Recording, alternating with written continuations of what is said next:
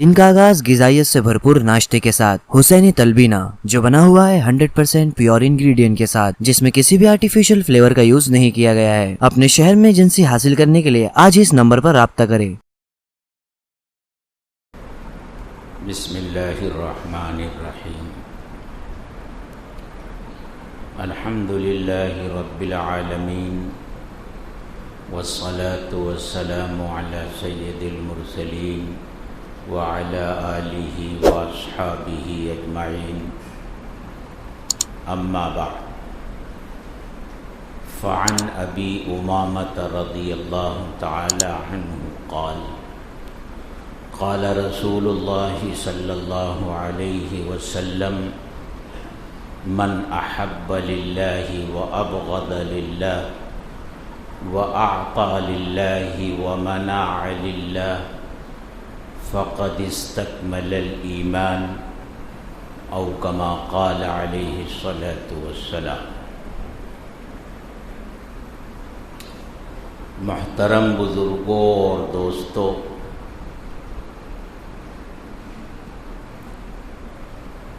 جس شخص نے صدق دل سے یہ بات مان لی کہ اللہ ہی ہمارا معبود ہے اور حضرت محمد صلی اللہ علیہ وسلم اس کے رسول ہیں، اور زبان سے اس کا اقرار بھی کر لیا، وہ اسلام میں اور ایمان میں داخل ہو گیا، وہ مومن ہو گیا۔ لیکن اس اقرار کے بعد ایمان کی کچھ اور کیفیات ہیں، اور ایمان والے کی کچھ صفات ہیں۔ جب تک ایمان والا ان کیفیات کو اپنے اندر پیدا نہیں کرتا یا ان صفات سے متصف نہیں ہوتا، اس کا ایمان کامل نہیں ہوتا۔ اس سلسلے میں جب قرآن کی آیات پڑھی جاتی ہیں اور رسول اللہ صلی اللہ علیہ وسلم کے ارشادات کو دیکھا جاتا ہے، تو آپ نے ایمان کی جن کیفیات کو حاصل کرنے کا حکم دیا ہے اور ایمان والے کو جن صفات سے متصف ہونے کا حکم دیا گیا ہے،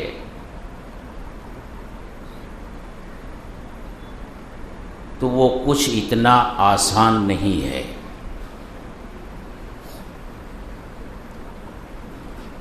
جب ان کیفیات اور ان صفات پر غور کیا جاتا ہے تو بس اقبال کا ایک شعر یاد آتا ہے،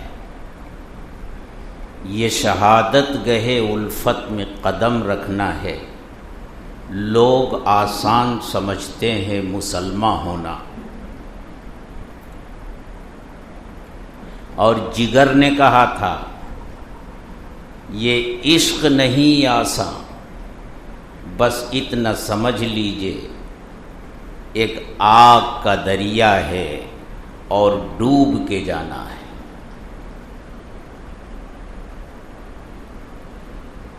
ایک مومن والے، ایک ایمان والے کو کن صفات سے متصف ہونا چاہیے اور اس کے دل کی کیفیات کیا ہونی چاہیے۔ ایک موقع پر اللہ کے رسول صلی اللہ علیہ وسلم نے ارشاد فرمایا، المسلم من سلم المسلمون من لسانہ ویدہ، کامل مسلمان وہ ہے جس کی زبان سے اور اس کے ہاتھ سے دوسرے مسلمان محفوظ رہے۔ آپ جانتے ہیں زبان سے محفوظ رہنے کا کیا مطلب ہے؟ ایک مسلمان دوسرے مسلمان کو گالی نہ دے، ایک مسلمان دوسرے مسلمان پر بہتان نہ لگائے، ایک مسلمان دوسرے مسلمان کی غیبت نہ کرے، ایک مسلمان دوسرے مسلمان کی چغلی نہ کرے، یعنی اپنی زبان سے کوئی ایسی حرکت نہ کرے جس سے کسی دوسرے مسلمان کو تکلیف پہنچتی ہے۔ اگر وہ ایسا کرتا ہے تو فرمایا وہ کامل ایمان والا اور کامل مسلمان نہیں۔ اسی طرح اس کے ہاتھ سے دوسرے مسلمان محفوظ رہے۔ ہاتھ کے ذریعے ایک مسلمان کو جو ایذا پہنچائی جا سکتی ہے، جو تکلیف پہنچائی جا سکتی ہے، اس سے بچے۔ اور ہاتھ ہی کی بات کیوں، اس کے جسم کے جتنے اعضاء ہیں، پیر ہیں اور جو بھی عضو ہے جسم کا، اس کے کسی بھی عضو سے کسی دوسرے مسلمان کو کوئی تکلیف نہ پہنچے۔ اور ایک حدیث میں تو الفاظ ہیں الناس کے کہ المسلم من سلم الناس من لسانہ و یدہ، کامل مسلمان وہ ہے جس کی زبان اور اس کے ہاتھ سے لوگ محفوظ رہیں۔ ایمان اور مسلمان ایمان والے کی اور اسلام والے کی خصوصیت نہیں، کوئی بھی انسان ہو، ایک مسلمان اپنی زبان سے اور اپنے ہاتھ سے نہ کسی مسلمان کو ایذا پہنچا سکتا ہے اور نہ کسی انسان کو ایذا پہنچا سکتا ہے۔ اگر اس کی زبان سے، اس کے ہاتھ سے کسی مسلمان کو یا کسی انسان کو ایذا اور تکلیف پہنچتی ہے تو اس حدیث کے روح سے وہ کامل مسلمان نہیں ہے۔ اسی طرح ایک حدیث میں اللہ کے رسول صلی اللہ علیہ وسلم نے ارشاد فرمایا لا یؤمن احدکم حتی اکون احب الیہ من والدہ وولدہ والناس اجمعین، تم میں سے کوئی شخص اس وقت تک کامل ایمان والا نہیں ہو سکتا جب تک اس کے دل میں میری محبت اس کے باپ سے، اس کی اولاد سے اور دنیا کے سارے انسانوں سے زیادہ نہ ہو جائے۔ یہ اب اپنے اپنے دل کو ٹٹولنے کی بات ہے کہ وہ اللہ اور اس کے رسول سے زیادہ محبت رکھتا ہے یا اپنی ذات سے، اپنے والدین سے، اپنی اولاد سے، دنیا کے مال سے، دنیا کے جاہ و مرتبے سے، دنیا کی ناپائیدار عزت سے زیادہ محبت رکھتا ہے۔ یہ فیصلہ تو ہر انسان خود اپنے بارے میں کر سکتا ہے، کوئی دوسرا کسی کے بارے میں کیا فیصلہ کر سکتا ہے؟ تو فرمایا جب تک یہ کیفیت نہ پیدا ہو جائے ایمان والے کے دل میں کہ اللہ اور اس کا رسول خود اس کی اپنی جان سے، اپنے والدین سے، اپنی اولاد سے، دنیا کے تمام انسانوں سے، ہر چیز سے زیادہ محبوب نہ ہو جائیں، اس وقت تک ایمان کامل نہیں ہوتا۔ پھر ایک تیسری حدیث میں فرمایا ذاق طعم الایمان من رضی باللہ ربا وبالاسلام دینا وبمحمد رسولا صلی اللہ علیہ وسلم کہ ایمان کا ذائقہ کسے ملتا ہے؟ اور ظاہر سی بات ہے کسی چیز کا ذائقہ کب ملتا ہے؟ جب وہ چیز کامل ہوتی ہے۔ اگر کسی چیز کے پکے بغیر، اس کو کامل ہوئے بغیر آپ استعمال کریں گے تو اس کا اصل ذائقہ آپ کو نہیں مل سکتا۔ ایمان کا ذائقہ اور ایمان کی چاشنی اور ایمان کا مزہ کس کو ملتا ہے؟ من رضی باللہ ربا، جو اللہ سے اس کے رب ہونے کی حیثیت سے راضی ہو گیا. اور رب ہونے کی حیثیت سے راضی ہونے کا مطلب کیا ہے؟ یار جس حال میں رکھے وہی حال اچھا ہے. یہ ہے مطلب کہ اللہ ہمیں جس حال میں رکھے ہم اس پر مطمئن رہیں اور یقین رکھیں کہ وہ ہمارا رب ہے. وہ ہمارے بارے میں ہم سے بہتر جانتا ہے کہ ہمارے لیے کون سی حالت زیادہ بہتر ہے، صحت کی حالت یا بیماری کی حالت، امیری کی حالت یا غربت کی حالت، شکم سیری کی حالت یا فاقہ کی حالت، آرام اور عیش کی حالت یا تکلیف کی حالت. وہ زیادہ بہتر جانتا ہے. یہ یقین ہو اور اللہ کے اس فیصلے پر بندہ راضی ہو. یہ اللہ کے رب ہونے کی حیثیت سے راضی ہونے کا مطلب ہے.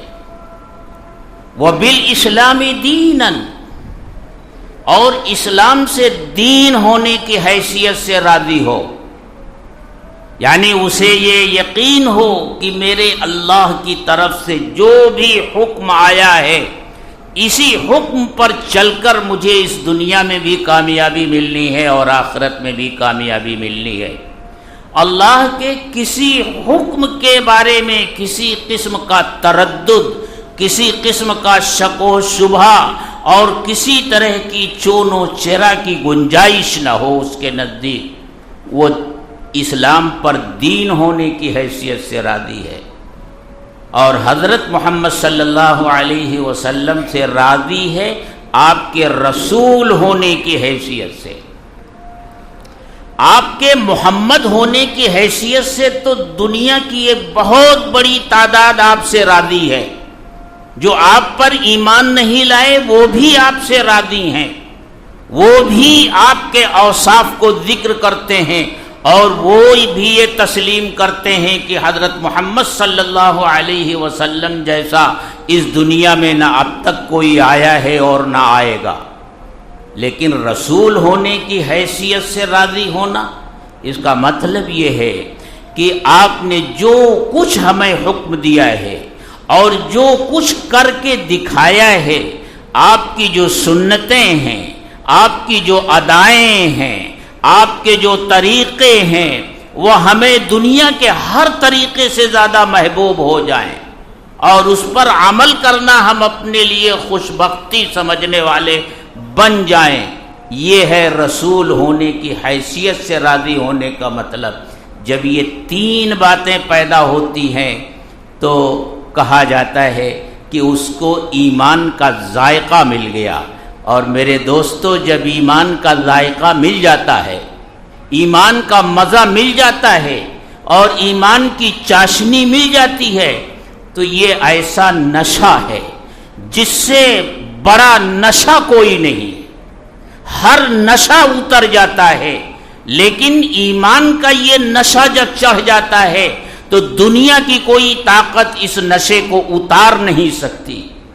حضرت بلال حبشی کو یہی نشہ چڑھا تھا، حضرت سمیہ کو یہی نشہ چڑھا تھا، حضرت عمار کو یہی نشہ چڑھا تھا، حضرت خباب کو یہی نشہ چڑھا تھا، حضرت زید بن دسنہ کو یہی نشہ چڑھا تھا. انہیں کسی چیز کی پرواہ نہیں تھی.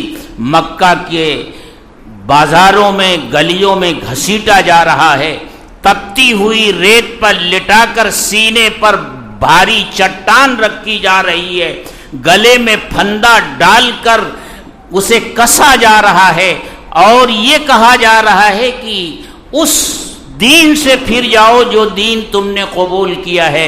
اس حالت میں بھی حضرت بلال کا ایک ہی نعرہ مستانہ تھا، احد احد احد، اللہ ایک ہے، اللہ ایک ہے، اللہ ایک ہے.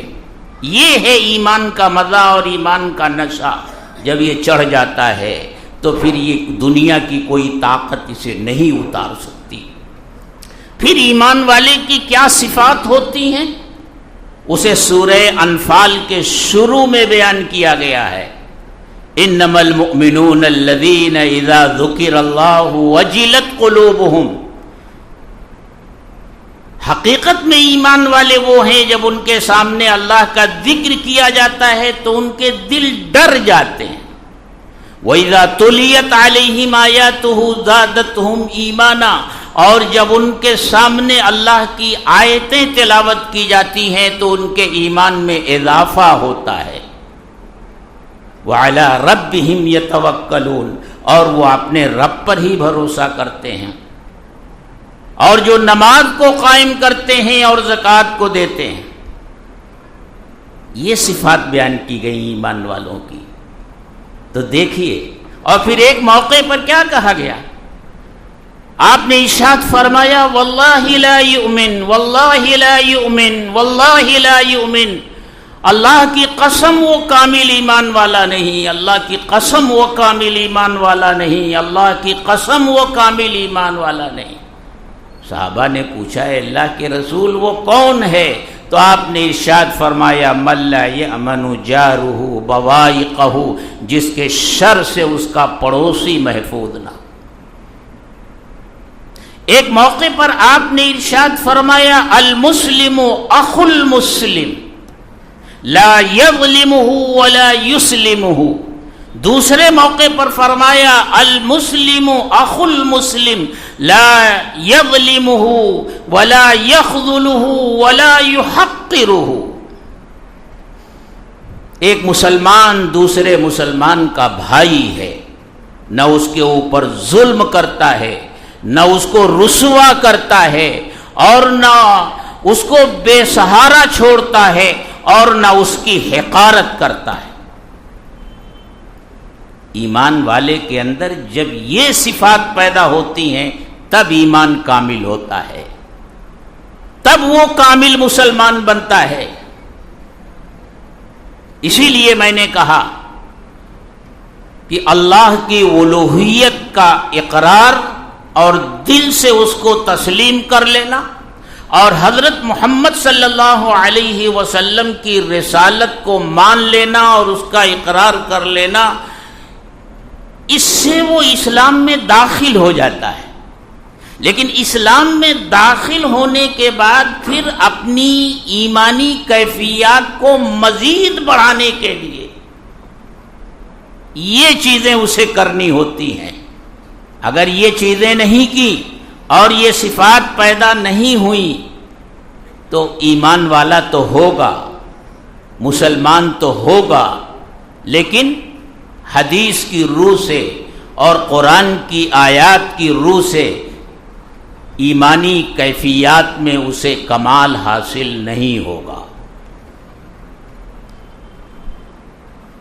اور اب تو ایک مسلمان ہونے کے لیے اور ایمان والا کہلانے کے لیے موجودہ دور میں اب تو یہ بھی ضروری نہیں رہ گیا ہے کہ وہ اللہ کو مانتا ہو، اللہ کے رسول کو مانتا ہو۔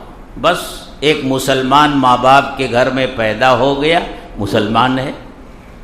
ایمان والے کے ہاں پیدائش ہو گئی، وہ ایمان والا ہے۔ ووٹر لسٹ کے کالم میں مذہب اس کا اسلام لکھ دیا گیا، وہ مسلمان ہے، چاہے اسے کلمہ یاد ہو یا نہ یاد ہو، چاہے وہ اللہ کو جانتا ہو یا نہ جانتا ہو، چاہے وہ رسول اللہ اور ان کے مقام اور مرتبے سے واقف ہو یا نہ ہو، وہ مسلمان ہے۔ اور ہم ماں باپ بھی اپنی اولاد کے اسی درجے کا مسلمان ہونے پر ہم کو اطمینان ہوتا ہے کہ یہ بچہ میرے گھر میں پیدا ہو گیا، میں مسلمان، یہ مسلمان، میں ایمان والا، یہ ایمان والا۔ پھر اس کے بعد جب اسی پر اطمینان ہو گیا تو پھر ہم اپنی مرضی کے مطابق اس کی تعلیم کے لیے، اس کی تربیت کے لیے ایسی تعلیم گاہوں کا انتخاب کرتے ہیں جہاں ایمان سوز ماحول ہوتا ہے، جہاں غیر محسوس طریقے سے ایمان کو چھینا جاتا ہے۔ لیکن ہم یہ سمجھتے ہیں کہ ہمارا بچہ اپنی زبان کو توڑ مڑوڑ کر انگریزی کے چند الفاظ بول لیتا ہے، بس اسی پر ہم خوش رہتے ہیں۔ اگر ایسا نہ ہوتا تو ابھی آپ نے دیکھا نا اس بدبخت عورت نے جو کچھ کہا تھا، آپ کے بھیونڈی سے ہی ایک نوجوان نے اس کی تائید کی تھی۔ اس واقعے کا علم ہوگا آپ کو۔ وہ ایک مسلمان ماں باپ کا بیٹا ہے، اور وہ مسلمان ماں باپ بھی ایسے جو شکل و صورت کے اعتبار سے بھی لوگوں میں مسلمان سمجھے جاتے ہیں اور ہیں الحمدللہ مسلمان، لیکن بیٹا جب اسے ایسے اسکول کے حوالے کر دیا گیا جہاں اسلام کے بارے میں دلوں میں شکوک اور شبہات پیدا کیے جاتے ہیں، تو اس کی اٹھان جس ماحول میں ہوئی اس کی زبان پر وہی ساری باتیں آ گئی۔ تو میرے دوستو، اسی سلسلے کی ایک حدیث میں نے آج تلاوت کی ہے، لیکن اس حدیث کی طرف آنے سے پہلے آپ یہ سمجھ لیجئے کہ جو حدیثیں میں نے آپ کے سامنے تلاوت کی ہیں یا قرآن کی جو آیت میں نے پڑھی ہے، کیا یہ صرف الفاظ ہیں؟ کیا اس کا کوئی عملی نمونہ ہمارے سامنے نہیں ہے؟ کیا اس کا کوئی عملی نمونہ ہمارے سامنے نہیں ہے کہ اللہ اور اس کے رسول کی محبت دنیا کی ساری محبتوں پر غالب آ جائے؟ ہے، یقیناً ہے۔ اور اس سلسلے میں ہمارے لیے اسوہ اور نمونہ حضرات صحابہ کرام رضوان اللہ تعالی علیہم اجمعین کی زندگیاں ہیں۔ واقعہ بار بار آپ نے سنا ہوگا، لیکن یاد دہانی کے لیے سننے میں دوبارہ کوئی حرج نہیں ہے۔ حضرت ابو بکر صدیق رضی اللہ تعالی عنہ کے ایک صاحبزادے جو غزوہ بدر میں مسلمان نہیں ہوئے تھے، بعد میں مسلمان ہوئے، ایک مرتبہ کہنے لگے، ابا جان اس جنگ کے موقع پر آپ بارہا میری زد میں آئے، میں چاہتا تو آپ کو قتل کر دیتا، لیکن دل میں یہ خیال ہوا کہ آپ میرے ابا جان ہیں، اس لیے میں نے اپنا ہاتھ روک لیا۔ حضرت ابو بکر صدیق رضی اللہ تعالی عنہ نے ارشاد فرمایا، خدا کی قسم اگر اس وقت تو میرے سامنے آ جاتا تو میں تیری گردن مار دیتا۔ یہ ہے کہ اللہ کی محبت اور اس کے رسول کی محبت اولاد کی محبت سے زیادہ ہے۔ زید ابن دسنا کو پھانسی دی جا رہی ہے اور ان سے پوچھا جا رہا ہے، کیا آپ کو یہ پسند ہے کہ آپ کی جگہ حضرت محمد صلی اللہ علیہ وسلم کو پھانسی پر لٹکا دیا جائے اور آپ اپنے گھر میں آرام سے بیٹھے ہوں؟ تو اس موقع پر انہوں نے فرمایا تھا، خدا کی قسم مجھے یہ بھی پسند نہیں ہے کہ میں اپنے گھر میں آرام سے بیٹھا رہوں اور حضرت محمد صلی اللہ علیہ وسلم کے تلوے مبارک میں ایک کانٹا چبھ جائے۔ یہ ہے محبت۔ اور ایک خاتون نے تو اپنی شوہر کی شہادت، اپنے باپ کی شہادت، اپنے بھائی کی شہادت اور اپنے بہت سے رشتہ داروں کی شہادت سننے کے بعد جب اللہ کے رسول صلی اللہ علیہ وسلم کے چہرے انور کو وحد کے میدان میں دیکھا تو بے ساختہ وہ پکار اٹھی، کل مصیبت بعدک جلل، اے اللہ کے رسول آپ کے ہوتے ہوئے ہر مصیبت آسان اور سہل ہے۔ ایک مرتبہ حضرت عائشہ صدیقہ رضی اللہ تعالی عنہا سے پوچھا گیا کہ یہ کیا واقعہ ہے کہ زنان مصر نے یوسف کو دیکھ کر اپنی انگلیاں کاٹ لی؟ تو انہوں نے فرمایا، تم یہ نہیں دیکھتے کہ حضرت محمد صلی اللہ علیہ وسلم کے اصحاب نے تو آپ کی محبت میں اپنی گردنیں کٹا دیں۔ یہ ہے محبت کے تقاضے جو ان حضرات صحابہ کرام نے اس طرح پورے کیے۔ ان کے نزدیک اللہ اور اس کے رسول کی محبت سے بڑھ کر کوئی چیز نہیں تھی۔ یہ نمونے ہمارے سامنے ہیں، صحابہ کی زندگی ہمارے سامنے ہے۔ اس لیے اس موقع پر میں نے جو حدیث پڑھی ہے اس میں 4 چیزوں کا تذکرہ کیا گیا کہ ایمان والے اگر یہ 4 کام صرف اللہ کو راضی کرنے کے لیے کر لے. ویسے تو مطالبہ یہ ہے کہ ایمان والے کا ہر عمل اللہ ہی کے لیے ہونا چاہیے، اس کے بغیر وہ ایمان والا ہو ہی نہیں سکتا. اگر اللہ کے لیے نہیں ہے تو وہ ریا ہے اور بعض اوقات میں نفاق بھی ہے. ہر عمل اللہ کے لیے ہونا چاہیے. آپ سے کہلوایا گیا قل ان صلاتی و نسکی و محیای و مماتی للہ رب العالمین. آپ کہہ دیجئے میری نماز، میری قربانی، میرا جینا، میرا مرنا اللہ رب العالمین کے لیے ہے. یعنی ایک ایمان والے کا ہر عمل، اس کا سونا، اس کا جاگنا، اس کا بات کرنا، اس کا خاموش رہنا، اس کا کسی سے کوئی تعلق قائم کرنا، یہ سب اللہ کے لیے ہے. مومن کا ہر عمل اللہ ہی کے لیے ہوتا ہے. لیکن خصوصیت سے 4 کاموں کا تذکرہ کیا گیا.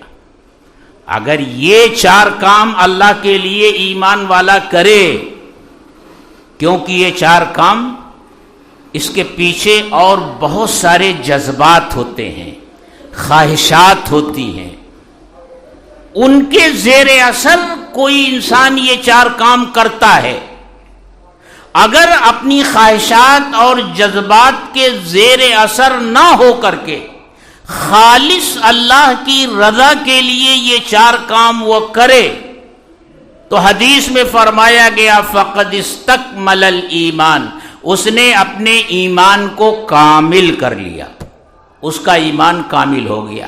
یہ 4 کام کیا ہیں؟ ایک مشہور صحابی حضرت ابو امامہ رضی اللہ تعالی عنہ ارشاد فرماتے ہیں. حضرت ابو امامہ ان صحابہ کرام میں سے ہیں جو کثرت سے حدیثیں نقل کرنے والے ہیں، بڑی لمبی عمر پائی ہے،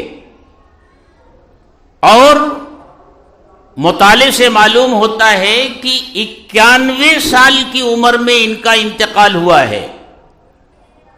اور شام میں یہ سب سے آخری صحابی ہیں جن کا انتقال ہوا ہے.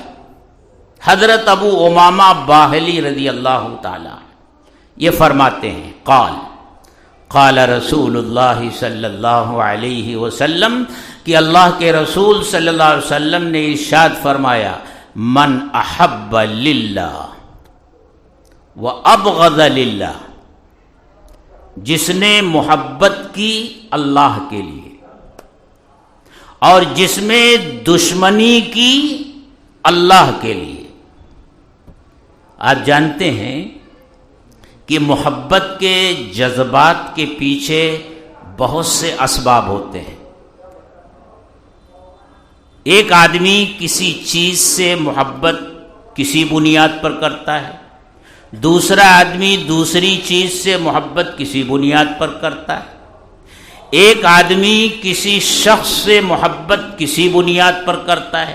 الگ الگ دواعی اور الگ الگ جذبات ہوتے ہیں جس کی بنیاد پر یہ محبت لوگوں سے اور چیزوں سے ہوتی ہے. لیکن فرمایا وہ کچھ نہیں، جذبہ صرف اللہ کی رضا ہو.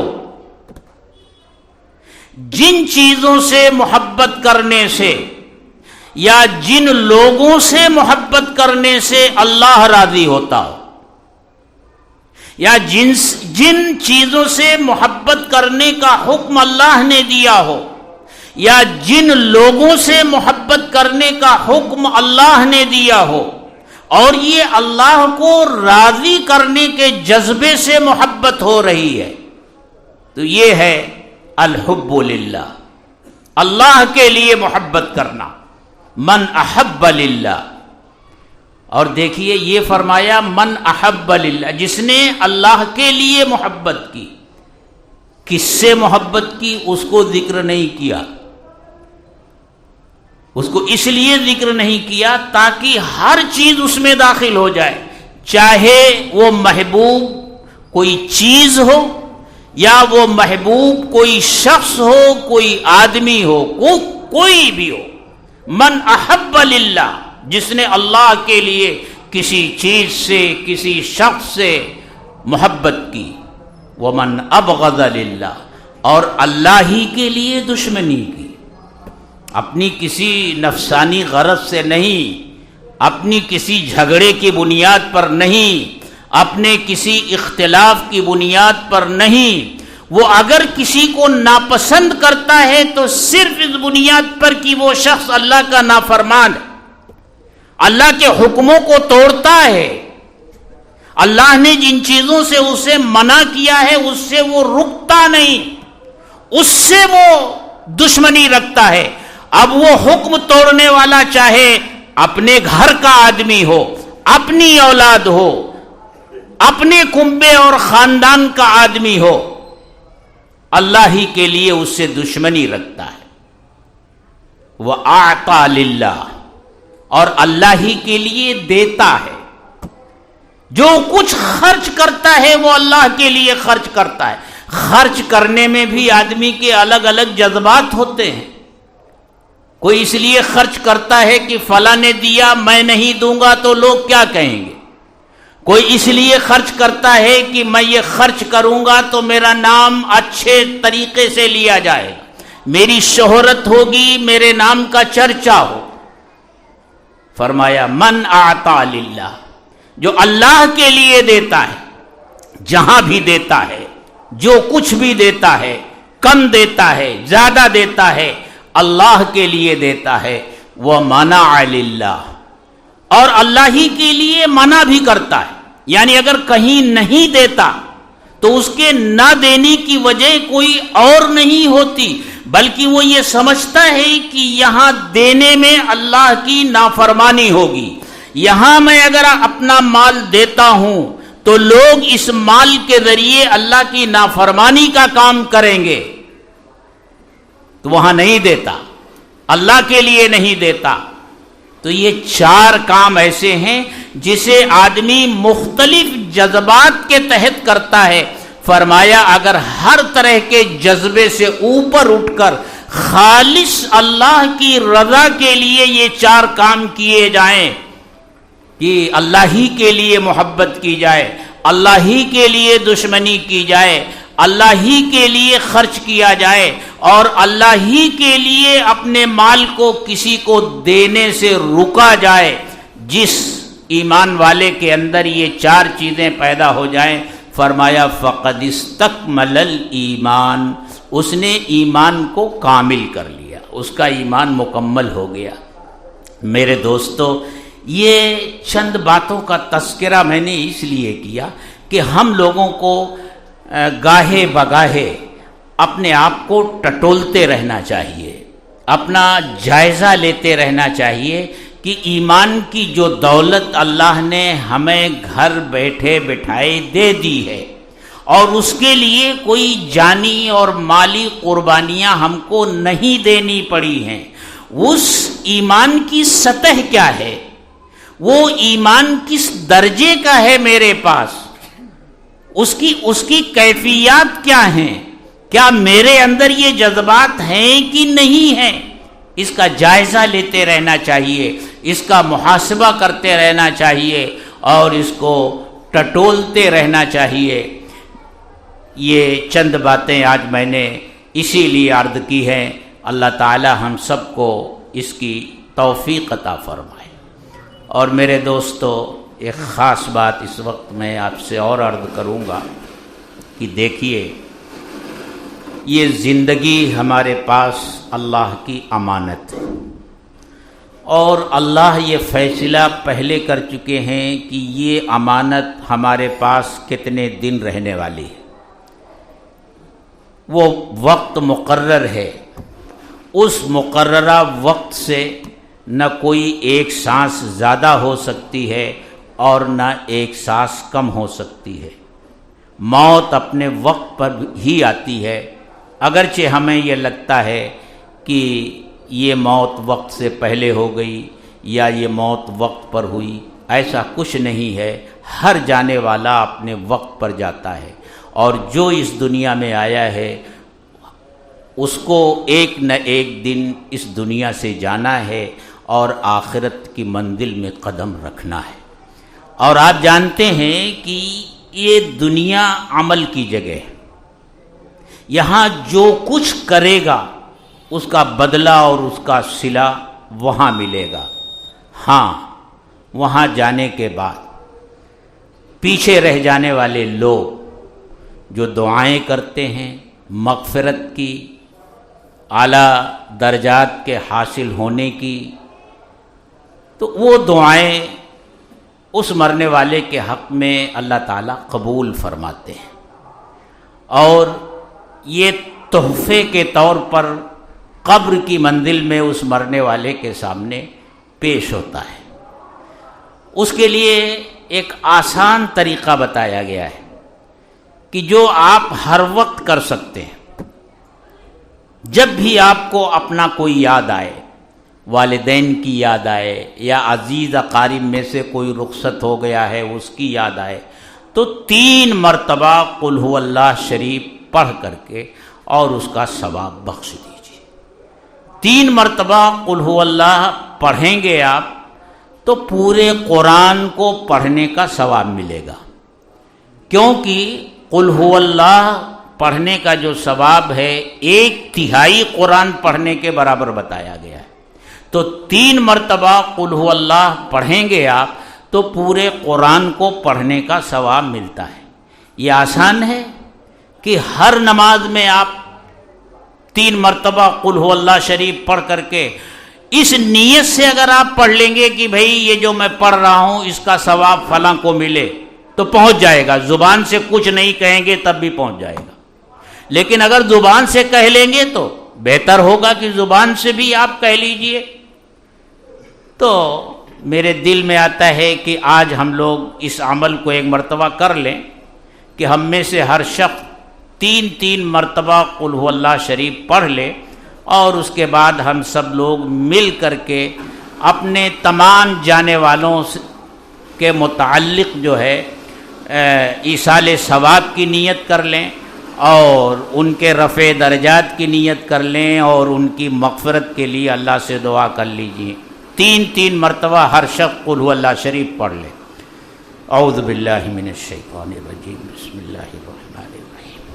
قل هو اللہ احد اللہ الصمد لم یلد ولم یولد ولم یکن له کفوا احد۔ قل هو اللہ احد اللہ الصمد لم یلد ولم یولد ولم یکن له کفوا احد۔ بسم اللہ الرحمن الرحیم۔ قل هو اللہ احد اللہ الصمد لم یلد ولم یولد ولم یکن له کفوا احد۔ الحمد للہ رب العالمین، والصلاة والسلام علی سید المرسلین وعلی آلہ واصحابہ اجمعین۔ اے اللہ، ہم سب تیرے گنہگار بندے ہیں، ہمارے گناہوں کو معاف فرما دے۔ اے اللہ، ہماری خطاؤں سے درگزر فرما دے۔ اے اللہ، ہماری تمام ایسی چیزوں کو اور ایسے اعمال کو جو تیرے مرضی کے خلاف ہیں، اے اللہ ان کو معاف فرما دے۔ اے اللہ، اس وقت جو ہم نے سورہ اخلاص کی تلاوت کی ہے، اے اللہ اس میں اگر کوئی کمی کوتاہی رہ گئی ہے تو اس سے درگزر فرما، اور اس کا ثواب اے اللہ سب سے پہلے آقا نامدار حضرت محمد صلی اللہ علیہ وسلم کو پہنچا، صحابہ کو پہنچا، ائمہ مجتہدین کو پہنچا، اولیاء اعظام کو پہنچا۔ اے اللہ، اور ان سب کی برکت سے ہم میں سے جن کے والدین یا جن کی اولادیں اس دنیا میں نہیں ہیں، اے اللہ درجہ بدرجہ سب کو اس کا ثواب پہنچا۔ اے اللہ، ہمارے والدین کی مغفرت فرما، ان کے درجات کو بلند فرما، ان کے ساتھ اپنے شایان شان معاملہ فرما۔ اے اللہ، امت کے جتنے لوگ اس دنیا سے جا چکے ہیں، اے اللہ اس کا ثواب ان سب کو پہنچا، اپنے جوار رحمت میں ان کو جگہ عطا فرما۔ اے اللہ اپنی شایع نشان ان سب کے ساتھ معاملہ فرما. ربنا تقبل منا انک انت السمیع العلیم وتب علینا انک انت التواب الرحیم وصلی اللہ تعالی علی خیر خلقہ محمد وآلہ واصحابہ اجمعین آمین برحمتہ. سید ولد آدم خیر